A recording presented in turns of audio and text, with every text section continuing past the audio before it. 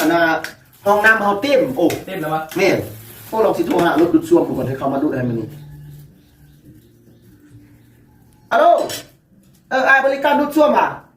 โดยห้องน้ำน้องเต็มน่ะโดยมาดูได้ไอ้โดยเอานำเท่าได้3,500,000วะ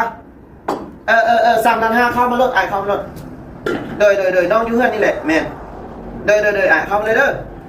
โอเคเอาขอบใจ3,500,000วะแม่นกูออกซอยกูล้านนึงเนอะกูออก2,500,000เนอะ ไม่เนี่ย อ้าวเป็นยัง เดี๋ยวค่อยออกซอยเป็นล้านคุณน่ะ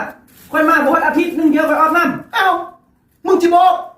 กูออก2,500,000กูมึงออกแต่ล้านเดียวนึงฮอดอาทิตย์2-3 มื้อจะไปเกี่ยวยังเส้นเวลามึงขี้มึงก็ไปขี้อยู่ห้องน้ำเว้นมึงจะขี้อยู่กลางป่า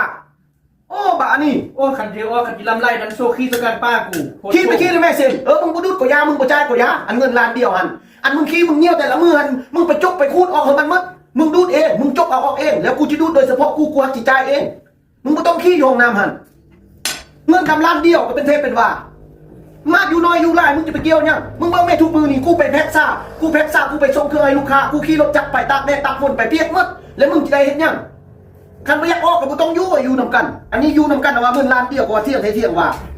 ไปขี้อยู่กลางป่าพุ่นบัดนี้บ่ต้องขี้สู่ห้องน้ำกูโอ้ลำไรเป็นพี่เป็นน้องลำไรใต้ปะนั่นก็ไปยู่น้ำแล้วไปขี้กลางป้าดีกว่าอะไรกูอ่ะโอ้จะไปขี้ก็ไปขี้จะไปเที่ยวยังตัวเองมาอยู่นำเข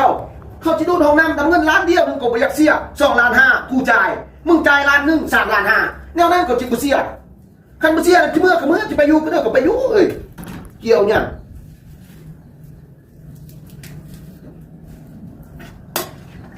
โอ้ยวัดบ่อยากเสีย